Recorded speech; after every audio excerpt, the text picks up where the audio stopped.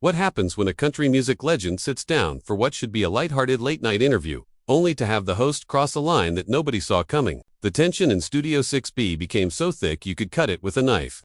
And what started as playful banter quickly spiraled into one of the most uncomfortable moments in late-night television history. Before we get into exactly what set Blake Shelton off, make sure you hit that subscribe button and drop a comment below telling us what you think really happened here. So, let's set the scene. Blake Shelton walks out to thunderous applause, that signature confident stride carrying him across the stage. The audience is electric. Jimmy Fallon is doing his usual enthusiastic greeting, and everything seems perfectly normal. They shake hands. Blake settles into the guest chair, and Jimmy kicks things off with what appears to be a softball question about Blake's latest album. Standard stuff, right? Nothing that would indicate we're about to witness television history. Jimmy leans forward with that familiar grin and says, "So Blake, the new album is getting incredible reviews. But I gotta ask, there's been a lot of talk about some of the lyrics being, let's say, a little more personal than your previous work. Are you finally writing from a place of real vulnerability here?" Blake shifts in his seat, and if you watch closely, you can see the first flicker of something in his eyes. He responds with a measured tone,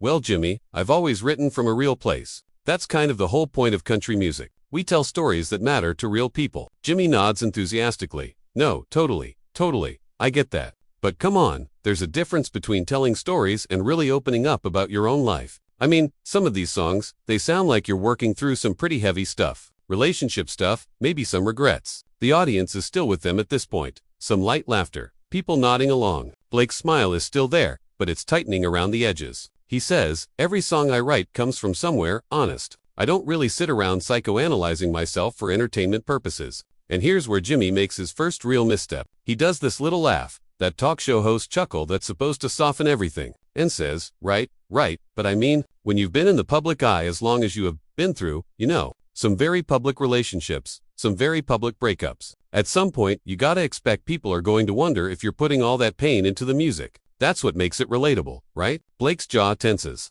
You can actually see it on camera. He takes a breath and responds, "I think what makes music relatable is honesty, not gossip. There's a difference between sharing your truth and feeding into whatever narrative people want to create about your personal life." Jimmy, still not reading the room, pushes forward. "Oh, for sure, but you're a master at this. You've always been so open, so real with your fans. Like I remember when you talked about your divorce. You were so candid about how hard it was, and people loved you for that authenticity. So is this album kind of a continuation of that journey?" The audience gets quieter. Blake's posture changes completely. He sits up straighter, and when he speaks, there's a sharpness that wasn't there before. "Jimmy, I'm gonna stop you right there. I came on this show to talk about my music, not to dissect my personal life for ratings. I've always respected you and what you do here, but I'm not interested in turning my pain into a punchline or a talking point." Jimmy's smile falters for just a second, but he tries to recover. No, Blake, I'm not trying to make it a punchline at all. I'm just saying, your fans connect with you because you're real. They want to know the person behind the songs. Blake cuts him off. "They know the person behind the songs because I put that person into the songs. That's the whole point.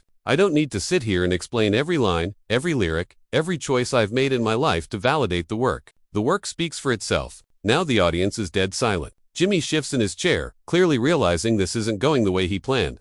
But instead of backing off, he tries to laugh it off. "Wow, okay, I can see this is a sensitive subject. I didn't mean to hit a nerve there. Blake, I just think your fans would love to hear more about what inspired this new direction." And this is the moment where you can see Blake make a decision. He's not going to let this slide. He leans forward, looks directly at Jimmy, and says, "You know what, Jimmy, let me ask you something. When you sit down with actors, with comedians, with other musicians, do you spend the whole interview digging into their divorces? Do you ask them to relive their most painful moments on camera? Or is that something you save for certain guests?" Jimmy's face goes slightly pale. He stammers, No, that's not what I'm doing here. I ask everyone about their work and what inspires them." Blake doesn't let up. "Right, what inspires them? Not who broke their heart, not what mistakes they made, not what they regret. You ask them about their craft. So why is it that the second I sit down, we're talking about my relationships instead of the 15 tracks on this album that I spent 2 years creating?" The tension is palpable now. Jimmy tries to redirect. "Blake, come on, I respect your work. That's why you're here. I just thought, given how personal some of these songs are, that you might want to talk about where they came from." Blake's response is ice cold.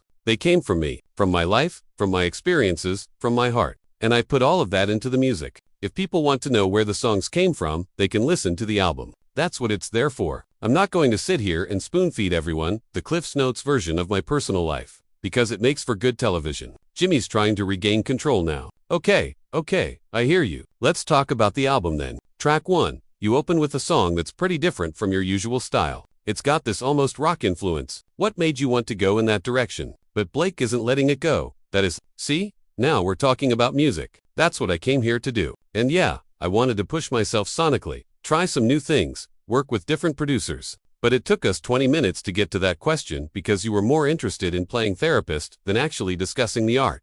The audience doesn't know whether to applaud or stay quiet. Some people start clapping, others look uncomfortable. Jimmy's smile is completely gone now. He says, I apologize if you felt like I was overstepping. That genuinely wasn't my intention. Blake nods slowly. I appreciate that. But here's the thing, and I think this is important for everyone to understand. When artists make music, we're giving you pieces of ourselves. We're being vulnerable in a way that most people never have to be publicly. And then we come on shows like this, and instead of celebrating that work, we're expected to explain it, justify it, defend it. It's exhausting. Jimmy tries to interject. I completely understand that, and I think your fans would agree. Blake raises a hand. Let me finish. The reason I write songs is to express things that are hard to say in regular conversation. That's the power of music. It lets you communicate emotions and experiences in a way that transcends normal language. So when you ask me to then translate that back into normal language, to spell out exactly what every song means, you're kind of missing the entire point. There's a weight to Blake's words that fills the studio. Jimmy nods slowly, clearly trying to figure out how to salvage this interview. You're absolutely right. Music should speak for itself. So let's let it speak. Why don't we bring out the band and you can perform one of these new songs for us? Blake looks at him for a long moment, and you can see him weighing whether to let this go or keep pushing. Finally, he says, I'd love to do that. But first, I want to make something crystal clear. I came here with nothing but respect for you and your show. I've always enjoyed our conversations in the past. But tonight felt different. Tonight felt like you came into this with an agenda, and that agenda wasn't about celebrating music. It was about creating a moment, getting a soundbite, maybe having me break down on camera. And I'm not going to do that. Not here, not anywhere. The studio is absolutely silent now. Even the band in the corner looks uncomfortable. Jimmy's face is a mixture of embarrassment and defensiveness now. He leans back in his chair, and when he speaks, there's an edge to his voice that wasn't there before. Blake, I think you're reading way too much into this. I'm literally just doing my job here. I ask questions, you answer them. We have a conversation. That's how talk shows work. Blake shakes his head. No, that's how bad talk shows work. Good talk shows, the ones that actually matter, they're about connection. They're about giving artists a platform to share their work in a meaningful way. What you did tonight was try to exploit vulnerability for entertainment, and then act surprised when someone called you out on it. Jimmy's voice rises slightly. Exploit? Are you serious right now? I've had you on this show multiple times. We've always had great conversations. I've supported your music, your career, everything you've done. And now you're sitting here accusing me of exploitation because I asked about the inspiration behind your songs. Blake doesn't back down. You didn't ask about inspiration. You asked about my divorce. You asked about my pain. You asked about my regrets. Those aren't the same thing, and you know it. Inspiration can come from anywhere, from joy, from anger, from observing the world around you. But you went straight for the wounds, and you did it in front of a live audience and millions of viewers at home. The audience is completely transfixed now. This isn't entertainment anymore. This is raw and real and uncomfortable. Jimmy runs a hand through his hair, clearly frustrated. Okay, you want to do this? Let's really do this. You're a public figure. Blake, you've built your entire brand on being this relatable, down-to-earth guy who shares his life with people. You've talked about your relationships in interviews, in songs, on social media. You can't suddenly decide that it's off limits when it's convenient for you. Blake's eyes narrow. There's a difference between sharing and being interrogated. There's a difference between opening up on your own terms and having someone dig into your personal life when you're there to promote your work. I've been vulnerable because I chose to be, not because someone demanded it from me. And the fact that you can't see that difference is exactly what's wrong with this whole system. Jimmy spreads his hands. So what do you want from me? You want me to only ask pre-approved questions. You want every interview to be a puff piece where I just tell you how great you are and never dig any deeper. Blake responds immediately. I want you to treat me like a human being instead of content. I want you to understand that just because I'm in the public eye doesn't mean every aspect of my life is fair game. I want you to recognize that artists are more than just the sum of their tragedies, and that our work has value beyond the gossip attached to it. Jimmy's jaw clamped. You know what, Blake? I think you came on this show looking for a fight. I think you've got some chip on your shoulder about the media or about talk shows or about something, and you decided to take it out on me. Because nothing I asked you tonight was out of bounds. Nothing I said was disrespectful. I was trying to have a real conversation. Blake laughs, but there's no humor in it. A real conversation. Jimmy, you opened by questioning whether I've ever been vulnerable before. You implied that my previous work wasn't honest. You brought up my personal relationships within the first 5 minutes. You want to call that a real conversation? Fine. But I call it what it is, which is lazy journalism disguised as intimacy. The audience gasps. Jimmy's face flushes red. Lazy journalism. Are you kidding me right now? I prepare for every guest. I do my research. I care about the people who sit in that chair. Blake cuts him off. Then, act like it. If you care about me as an artist, ask me about the songwriting process. Ask me about the musicians I worked with. Ask me about the themes I'm exploring, the sounds I'm experimenting with, the messages I'm trying to convey. Don't act like the only thing worth discussing is who I've loved and who's hurt me. My music is bigger than that. And frankly, so am I. Jimmy stands up now, which almost never happens during an interview. His voice is sharp. You don't get to come on my show and tell me how to do my job. You don't get to sit there and act like you're above the very industry that made you famous. Talk shows ask personal questions. That's part of the deal. If you can't handle that, then maybe you shouldn't be doing press. Blake stands up too, matching Jimmy's energy. Or maybe talk shows need to evolve. Maybe we need to stop treating artists like performing monkeys who have to dance and share their trauma on command. Maybe we need to create spaces where the work itself is enough, where people can be proud of what they've created without having to bleed for it publicly. They're standing face to face now, and the tension is unbearable. Jimmy's voice drops lower, more intense. You think you're making some big statement here. You think you're fighting for all artists. You're not. You're being difficult for the sake of being difficult. You're creating drama where there doesn't need to be any. Blake's voice is equally intense but controlled. I'm setting a boundary. That's not drama, that's self-respect. And if you can't understand the difference, then that says everything about why this conversation went the way it did. Jimmy takes a breath, clearly trying to regain his composure. You know what? Fine. You want to talk about the album? Let's talk about the album. Track 3. It's called Second Chances. Tell me about that song. Blake eyes him warily. What do you want to know about it? Jimmy's tone is clipped. Whatever you're willing to share, apparently, since I can't ask what inspired it, or what it means to you, or anything that might actually give viewers insight into the song. Blake's response is measured but firm. Second Chances is about redemption. It's about the idea that we all make mistakes, and we all deserve the opportunity to grow from them. It's about forgiveness, both of others and of yourself. The melody has this hopeful quality to it, even though the verses deal with some heavy regret. I wanted to capture that feeling of being at a crossroads, knowing you can't change the past, but believing you can still shape the future. Jimmy nods slowly. See, that's interesting. That's the kind of thing I was trying to get to from the beginning. But you have to understand, when you write a song about redemption and second chances, people are naturally going to wonder what experiences led you to that theme. That's not invasive. That's just human curiosity. Blake sits back down, and after a moment, Jimmy does too. The audience seems to exhale collectively. Blake speaks carefully now. I understand human curiosity. What I don't understand is the assumption that I owe anyone an explanation beyond the song itself. When you listen to Second Chances, you're going to feel something. It's going to resonate with you based on your own experiences, your own need for redemption, your own mistakes.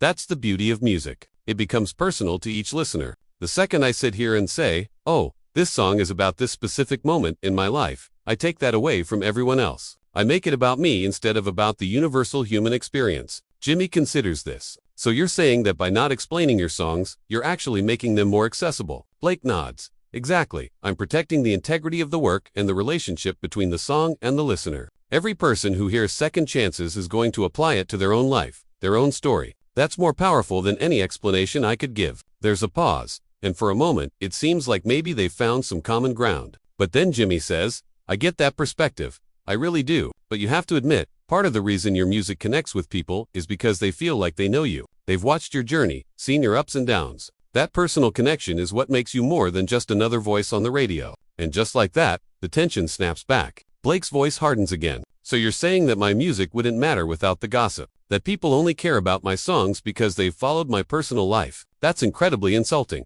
both to me and to the fans who actually listen to the music. Jimmy shakes his head quickly. That's not what I'm saying at all. I'm saying that context matters. Your life experiences inform your art, and understanding those experiences helps people connect more deeply with what you create. Blake leans forward intensely. My life experiences are in the songs. Jimmy, they're woven into every note, every lyric, every chord progression. People don't need a roadmap to find them. They don't need me to hold their hand and explain what everything means. Art isn't a puzzle to be solved. It's an experience to be felt. And the more you try to dissect it, the more you try to pin it down and label it and explain it, the more you kill what makes it special in the first place.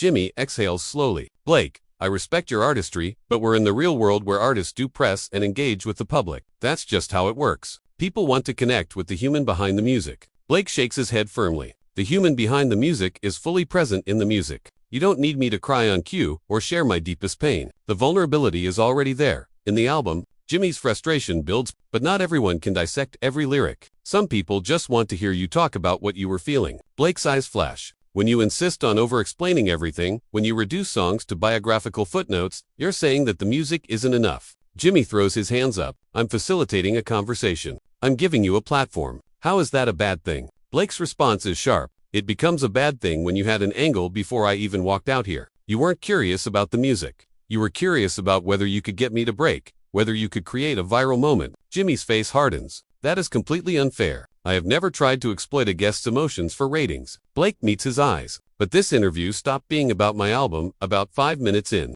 Jimmy's voice rises. Because you turned this into a confrontation, I asked normal questions, and you decided to make it into some grand statement. Blake doesn't flinch. You asked invasive questions. Maybe the fact that I'm pushing back means there's a real problem. Jimmy stands up, his composure cracking. You're not some crusader. You came on my show and decided to turn it into a lecture. That's not brave, that's rude. Blake stands too, voice rising. Rude is inviting someone onto your show and treating them like their only value is in their pain. Rude is mining their personal life for content. The audience doesn't know how to react. Jimmy's voice is tight. I prepared for this interview, and you've spent the entire time attacking me. Blake's intensity doesn't waver. Your questions were calculated. Everything was designed to elicit a specific response. When I wouldn't play along, you acted like I was the problem. Jimmy steps closer. You are the problem. Now instead of people talking about your music, they're going to be talking about this fight. Blake's laugh is bitter. That's what you wanted. That's what gets the clicks. The music was never going to be the story. Jimmy's response is heated. I genuinely care about your music, but you won't let me ask anything because you've decided every personal question is an attack. Blake fires back. Plenty of interviewers have deep conversations without demanding a full confession. The problem is, you won't.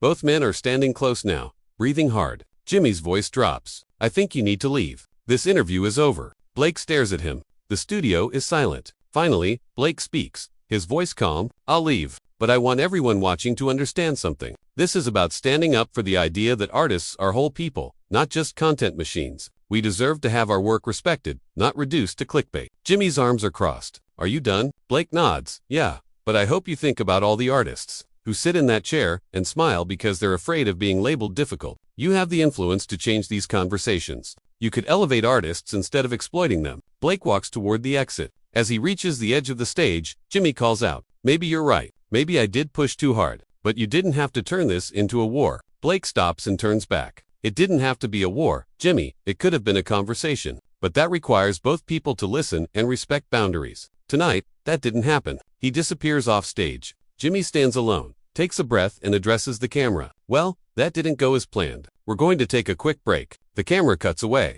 The tension, the accusations, the raw emotion, it's all been broadcast to millions. This wasn't just an uncomfortable interview. It was a genuine conflict about the relationship between artists and media, between vulnerability and exploitation. So what do you think? Was Blake right to stand his ground, or did he take things too far? Make sure you subscribe to stay updated on any fallout from this incredible confrontation, and drop a comment below. If you were in Blake's position, would you have walked out sooner or tried to salvage the interview?